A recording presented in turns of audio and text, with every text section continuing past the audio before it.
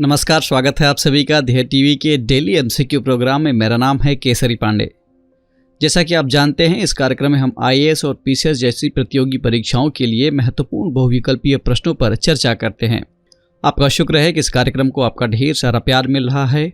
तो शुरुआत करते हैं आज के एमसीक्यू का और लेते हैं पहला प्रश्न। निम्नलिखित में से किसे देश का अगला थल सेना प्रमुख नियुक्त किया गया है? विकल्प हैं ए मनोज पांडे, बी राजीव रावत, सी पीसी नरवणे अथवा डी राजन पिल्लई। इस प्रश्न का सही उत्तर है विकल्प ए यानी मनोज पांडे को नियुक्त किया गया है। इसकी व्याख्या देख लेते हैं।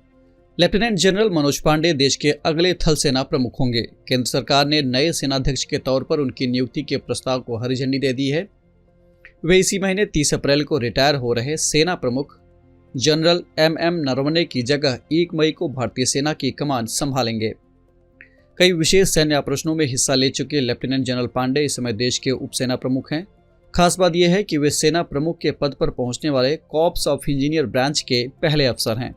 बढ़ते हैं दूसरे प्रश्न की ओर। बीते 17 अप्रैल को प्रफुल्ल कार का निधन हो गया।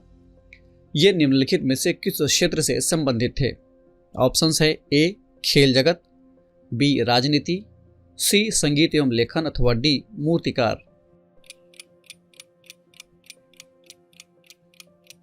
इस प्रश्न का सही उत्तर है विकल्प सी यानी ये संगीत एवं लेखन के क्षेत्र से संबंधित थे।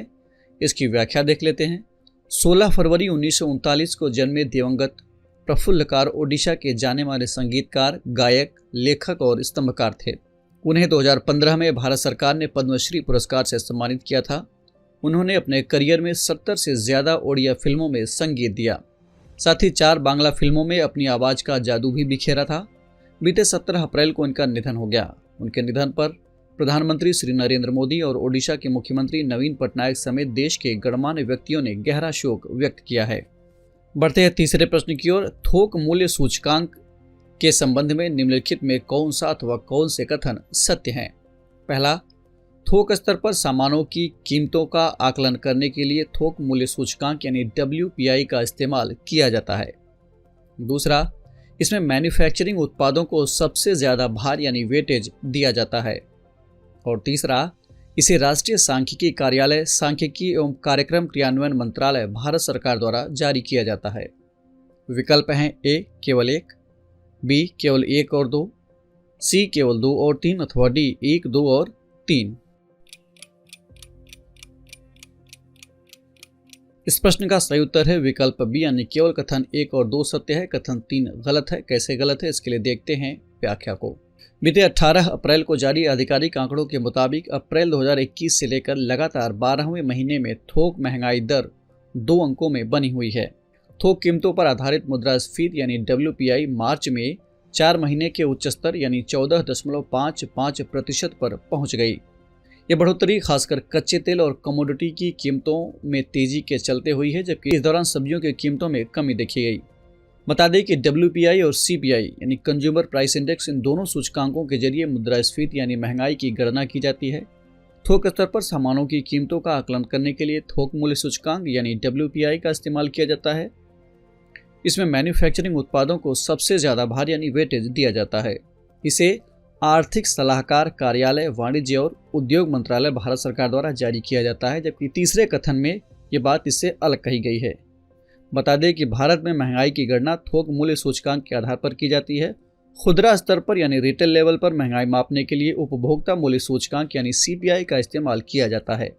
इसमें खाद्य और पेय पदार्थों को सबसे ज्यादा भार यानी वेटेज दिया जाता है। इसे राष्ट्रीय सांख्यिकी कार्यालय, सांख्यिकी एवं कार्यक्रम क्रियान्वयन मंत्रालय, भारत सरकार द्वारा जारी किया जाता है। यानी WPI आर्थिक सलाहकार कार्यालय द्वारा जारी किया जाता है, जबकि CPI राष्ट्रीय सांख्यिकी कार्यालय द्वारा जारी किया जाता है।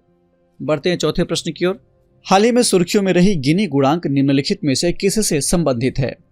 ऑप्शंस है ए समाज में प्रसन्नता का स्तर मापने से, बी जनजातीय शिक्षा का स्तर मापने से, सी अंतर्जातीय विवाह की सामाजिक स्वीकार्यता मापने से अथवा डी आर्थिक असमानता को मापने से।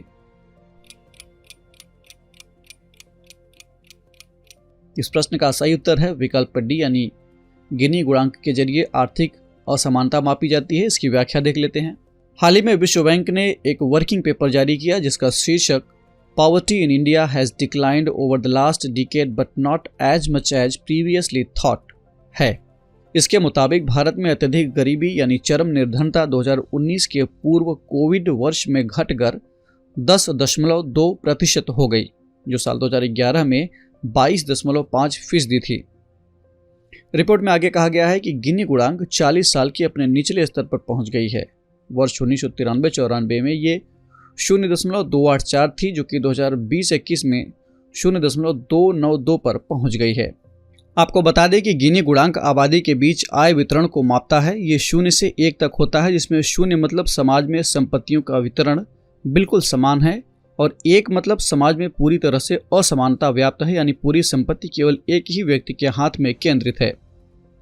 वहीं विश्व बैंक के मुताबिक प्रतिदिन $1.9 से कम में जीवन यापन करने वाले लोग अत्यधिक गरीबी यानी चरम निर्धनता की श्रेणी में आते हैं।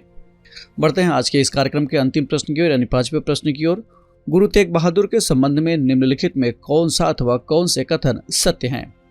पहला, गुरु तेग बहादुर 9वें सिख गुरु थे जिन्हें सिखों द्वारा मानवता के रक्षक के रूप में याद किया जाता है। दूसरा, साल 1675 में गुरु तेग बहादुर को दिल्ली में मुगल सम्राट बहादुर शाह जफर के आदेश के बाद मार दिया गया था। विकल्प हैं ए केवल 1, बी केवल 2, सी 1 और 2 दोनों अथवा डी इनमें से कोई नहीं। इस प्रश्न का सही उत्तर है विकल्प ए यानी केवल कथन 1 सत्य है, कथन 2 गलत है। इसकी व्याख्या देख लेते हैं। प्रधानमंत्री श्री नरेंद्र मोदी 21 अप्रैल को गुरु तेग बहादुर के 400वें प्रकाश पर्व के अवसर पर लाल किले से देश को संबोधित करेंगे। प्रधानमंत्री इस अवसर पर स्मारक सिक्का और डाक टिकट भी जारी करेंगे। बता दें कि गुरु तेग बहादुर 9वें सिख गुरु थे जिन्हें अक्सर सिखों द्वारा मानवता के रक्षक यानी श्रेष्ठ दीचादर के रूप में याद किया जाता है। वे एक महान शिक्षक, उत्कृष्ट योद्धा, विचारक और कवि भी थे। उनके लेखन को पवित्र ग्रंथ गुरु ग्रंथ साहिब में 116 काव्यात्मक भजनों के रूप में संकलित किया गया है। इन्होंने अपने एक मिशन के दौरान पंजाब में चाक नानकी शहर की स्थापना की, जो बाद में पंजाब के आनंदपुर साहिब का हिस्सा बन गया।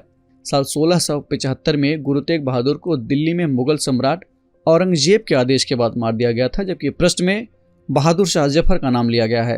तो ये था आज का डेली एमसीक्यू कार्यक्रम। कमेंट करके हमें ज़रूर बताएगा कि आपके 5 में से कितने प्रश्न सही हुए। अगर आपको ये कार्यक्रम अच्छा लगा तो धीआईएस के इस चैनल को लाइक, सब्सक्राइब अथवा शेयर करना ना भूलें। साथ ही बेल आइकन भी प्रेस करें ताकि आपको हमारे आने वाले सभी प्रोग्राम्स का नोटिफिकेशन मिलता रहे। हम फिर मिलेंगे एक नए कार्यक्रम के साथ। तब तक के लिए पढ़ते रहिए और बढ़ते रहिए। नमस्कार।